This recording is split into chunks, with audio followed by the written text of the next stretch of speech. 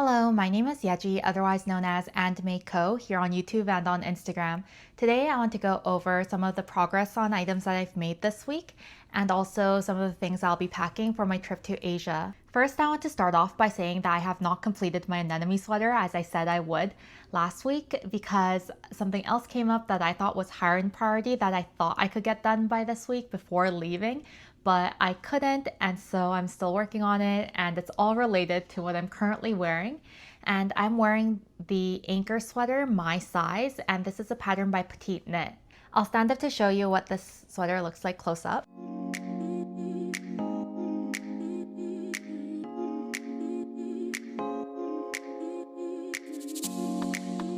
So there are a lot of different versions of the Ankers Sweater, and I made the one called Ankers Sweater my size, referring to Petite Knit size.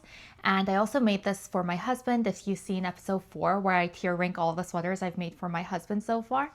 But for this version, I knit the smallest size, and I knit it by going up a needle size. So the recommended is a US 6, a 4mm needle, but I used a US 7, a 4.5mm needle. And I used the yarn Barocco Fiora in the color Magnolia. And I think I needed less than 3 skeins of it, so this whole sweater was under 300 grams. I can't remember the yarn composition off the top of my head, and I'm pretty sure I donated all of the rest of the yarn that I had, so I'll have it listed up top.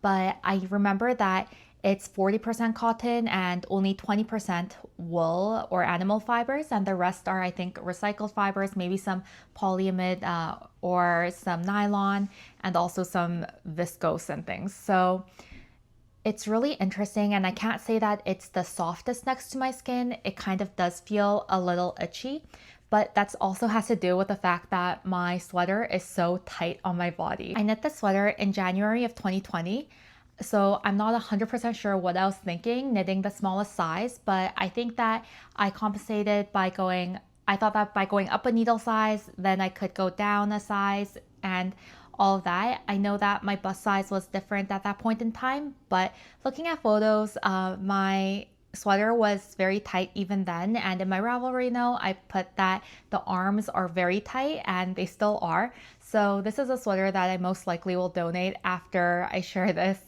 this time. And so I think that it was nice. I didn't really wear it. It was just in my closet. I think that this is one of the sweaters that I love the shape of it. I love how the shoulder sits because of the ribbing detail, and I really do enjoy this color. I think that everything was great about it except for the fact that I chose a size that was too small, that probably 2 to 3 sizes too small for my body. The Ankers sweater is a pretty classic pattern at this point, and I think that other than not having any short rows in the back to raise the back, so the back does sit a little low, I can't really find any complaints about it. And I've knit a lot of versions of this. I've knit a yellow one for my mom. I knit, as I said before, one for my husband, and I've also knit 2 for my kids, but that was following the kids Ankers pattern. I'm getting to that point in my closet where I have knit items that I haven't worn for many seasons, and as I come across it, then I'll donate it. But especially with this sweater, I'm realizing today that I'm really excited to give it away to somebody who will probably get more use out of it.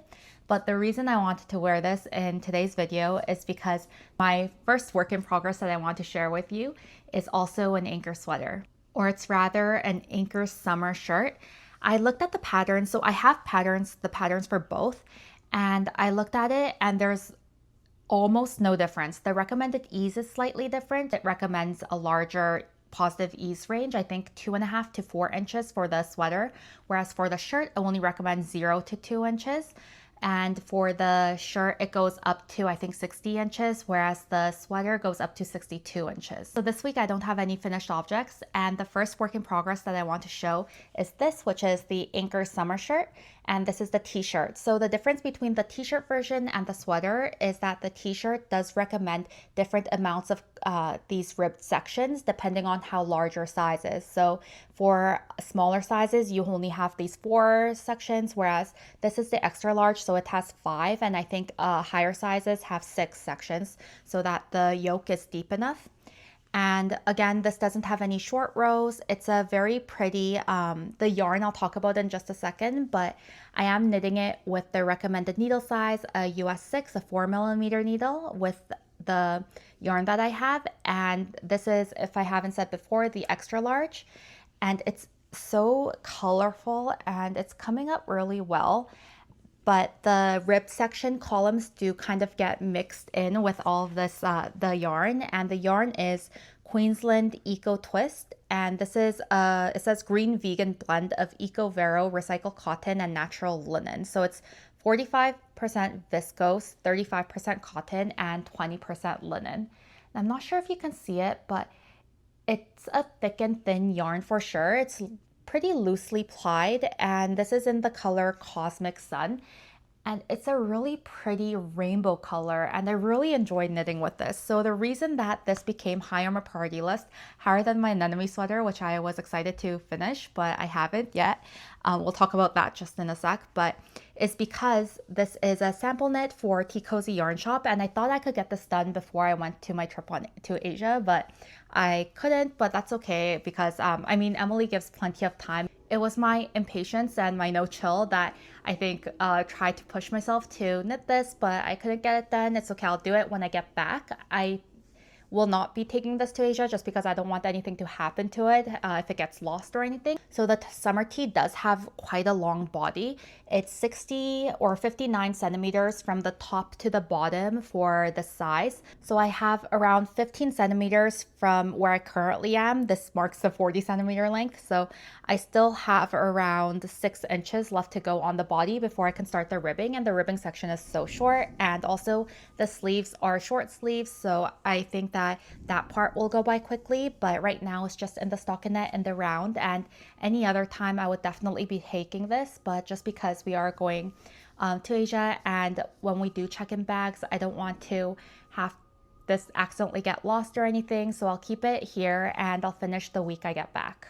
One last thing I want to talk about is that this is just 200 grams of yarn. So this Eco Twist also does go a pretty far away. I think for this entire garment, I'll probably only need 300 grams as well. Now we'll talk about the anemone sweater, and the only thing that I was able to do was steek it. And so I'll have a video of me just having it steeked and trying it on, and I think it'll fit really great. I really enjoy the place where it hits on my body, so I'm really happy that I decided to make the hem a little shorter by an inch, as well as omit one of the flowers, one row of flowers. And so I'm so excited for that project. I don't think that it will be the season to wear it. It'll be spring and it'll be really nice, but when I get back, it will be the end of March, so I'm not sure if I'll be able to get wears out of it this season, but that's all right because I'll just wait a few more months until it gets cold again and I'll be able to wear it. So that's not a concern. I'm just really happy that that project is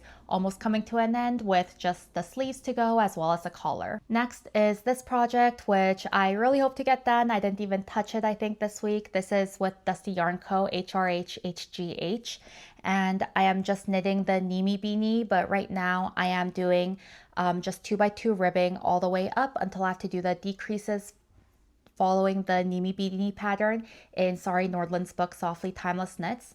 What I'll do is I'll take a picture of the pattern and then I'll probably put this in a suitcase, and if I have time to work on it, then I will do it in Korea, just because I feel like this is the perfect mindless pattern where, you know, if we're talking with my family, I'm chatting with my parents, then I can definitely be knitting on this. And there's still quite a bit of yarn to go through, so I'll hopefully have this done by the time I get back, but I'm not putting any pressure on myself just because I don't know what's going to happen. And this is my airplane bag that I'll have under my seat, and it fits a lot of things, which is why I'm using this bag.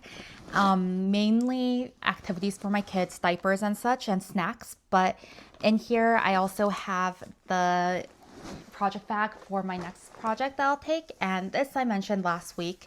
This is in a Tea Cozy Yarn Shop bag, the version that they had before. Here I have the needle as well as the yarn for the Tally Alley socks that I'll be making by Michelle Frazetta, and I'll just be taking this on the plane just in case I have some time to knit. When I travel, I like to take my knitting in really thin bags like this so that they don't take up much space in my suitcase. So usually cloth bags for when I go places, and in plastic bags that they come in like this, just so that if anything happens in the suitcase, like if the formula goes everywhere, or if anything bursts, my foundation gets everywhere, then at least my yarn and everything will be clean, because everything else can probably be put in a washing machine if they are clothes, or anything else can be wiped down, but yarn is hard to clean, as we all know. And also, I'm not sure how other people travel, but I do like to keep the packaging that the fixed circulars come in. And so this I just put into whichever project it needs, and that's how I'll take it. I don't like to take my interchangeable needle case just because it's another thing that could get lost in everything. And it's also quite heavy. And so usually if it calls for a specific type of needle, my project, and I know what project I'll be working on, then I'll just put the fixed circular. If I don't have the little packaging it came in, then I'll just put it directly in a Ziploc bag. Which brings me to the project that I wound up to take specifically on this trip, and hopefully I'll be able to get started. I don't know about completed, but started on this project, and I definitely want to work on it because it's one of my Make 9 items. And this is a yarn for Alpine Bloom by Caitlin Hunter. And so I'm using ANdmadeco Fleece and Flax in All of You that I got from Flock last year, as well as the Spin Cycle Dyed in the Wool in Big Sky that I also got. And I think that these will go really well together. And just in case I don't have enough of the Spin Cycle, I do also have a tiny bit left over from the cardigan that I made for my husband. I think that I'll be able to somewhat get away with this pink in the middle and this light pink, just in case I don't have enough. So I'll start with the green and then I'll end with the pink inside. Or maybe I'll start with this and then I'll continue with the darker pink and then end with the green outside. I'm not sure 100% what I'll do, but I know that I have these skeins all wound up to go to Korea, and this is one that I'll be putting in suitcase. So the Mneme beanie and the Alpine Bloom I'll check into my suitcase, and then the Tally Alley socks I'll take on the plane and see how much I can get done, if any, and then we'll see when I come back. That's when I'll work on my anemone sweater as well as finish the Ankers summer shirt. And so those are my WIPs, those are my plans. I usually don't have this many WIPs going, but just because I won't have access to my yarn or my needles for a few weeks, I thought that I would share everything. And also that means that next week there won't be a video, and the week after that, I'm not sure if the video will come out on Saturday. It might come out on Sunday just because we are flying back in just before that on Friday. And so I'm not sure if I will have enough time to film and edit before uploading a video. But I definitely want to check out at least one yarn store in Korea. I've been hearing and seeing so many Instagram stories and posts about, I think, Pano's story, but it's not exactly in the area that we'll be staying. So my family, we don't live in Seoul, but my daughter, my husband, and I, just with my toddler, we're going to be staying one night in Seoul. And so we'll see what happens and how much we can get done, because there are also other things that I want to show my daughter in Korea. And so I'm really excited, and I think that this trip will be really nice. I'll finally get to meet some of my husband's family on his mom's side that I haven't seen. So that's also very exciting. Also the wedding. So I'm quite nervous, but also quite grateful and excited that we are able to make this trip happen. So this should be a shorter episode, and so thank you so much for watching. As always, your kind words, your comments, your likes, and your subscribes do mean a lot. So if you are able to, please like, comment, and subscribe. And I will see you in a couple of weeks. Thank you so much for watching, and I'll talk to you soon. Bye.